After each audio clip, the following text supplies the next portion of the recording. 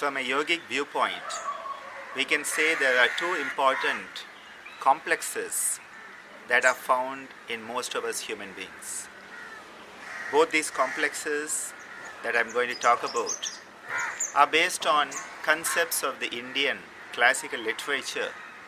One from the Mahabharata, the great epic within which we find the Bhagavad Gita, which is the Yoga Shastra with so much of yogic teachings embedded in it. And the second is from the Ramayana, that beautiful story that tells us what it is to be striving to be a good human being. The first is the Mahabharata, and in the Mahabharata we have a complex based on the villain character, that is Duryodhana, the eldest of the Kauravas. And this is brought out in a conversation Duryodhana has with Lord Krishna. In the conversation, Duryodhana tells Krishna, I know what is wrong. I know what is right. I know what is wrong, but I cannot stop myself from doing it. I know what is right, but I cannot bring myself to do it. It's a very beautiful, straightforward statement from the villain of the Mahabharata, who is making it very clear that he knows the difference between right and wrong. All of us, human beings, know the difference between right and wrong. We cannot plead ignorance. You know, the plea of ignorance of law is not valid even in our human courts of law, let alone the universal divine, universal law. He makes it very clear. He knows what is wrong, cannot stop himself from doing it. He knows what is right and cannot bring himself to do it. And then he makes the most beautiful statement when he says, Lord Krishna, you are the divine. And you reside everywhere, in everything, in everyone. And so you must also be residing in me. And so if I am like this, it is all your fault. This is one of the most common complexes, the Duryodhana complex, that I find so much in the modern human beings, who know what is right, who know what is wrong, who consciously decide not to do the right and consciously decide to do the wrong and then find someone else to blame.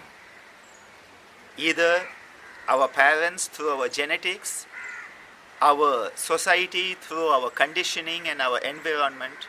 Just find somebody else to blame so that we do not take responsibility for our own thoughts, words and actions.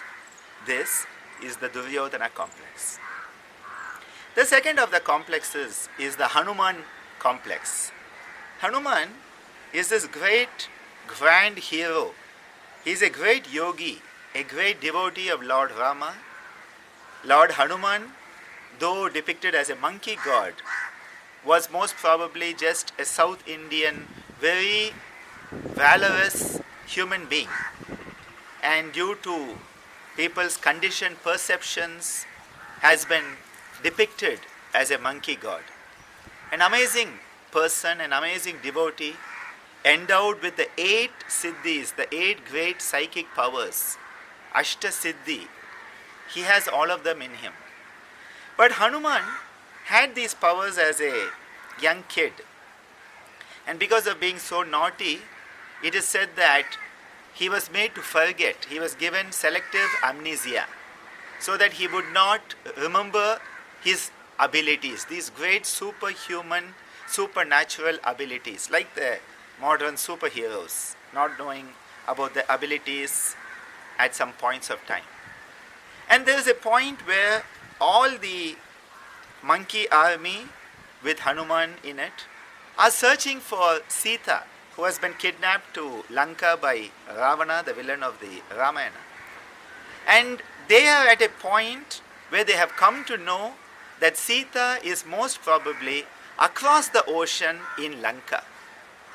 And they say we need somebody who can cross the ocean, fly across the ocean. And each of them says, I can cross 10 feet, another says 100 feet. And Hanuman is just sitting there quietly. Because he doesn't realize his innate potential. He doesn't know who he is. He doesn't know his own powers. And then the elderly wise Jambavan, depicted as a bear, he has to remind Hanuman. And in Jambavan reminding Hanuman of who he is and what powers he has, Hanuman once again regains the supernatural superpowers and becomes that great, magnificent being that he was meant to be. Again, we find so many humans today who have this amazing potential within them, great potential, and yet they choose to be ignorant of it. They don't know what lies within them, the talents that lie within them. They don't know the healing potential. When patients come to me, they forget so often that they have the inherent healing potential. And it is for us as a therapist, it is for us as a teacher, it is for us as a counselor, it is for us as a parent, a friend, a guide, a mentor, to enable other people to see that inherent greatness that lies within each and every one of us. As Swami Vivekananda said so rightly, every soul is potentially divine. There's nothing like a cursed soul. There's nothing like someone who is good for nothing. Everyone has the divine potential, but we have forgotten it. This is the Hanuman complex. If we can use our consciousness, if we can start to see ourselves as we should with Swadhyaya, introspectional self-analysis, to know our own self. As it is said, man, know thyself. And as the great scriptures have reminded us, Koham, who am I? Asking ourselves that question and then taking on the responsibility to be the best we can be in this lifetime. That is the only way we can break through both of these complexes, the Duryodhana complex and the Hanuman complex. And unless we break through them, we are going to be stuck. And there's no use being stuck, because we are born human to make the effort and to grow from our humanness into our divinity. May that happen for all of us. Hari Om Tat Sat.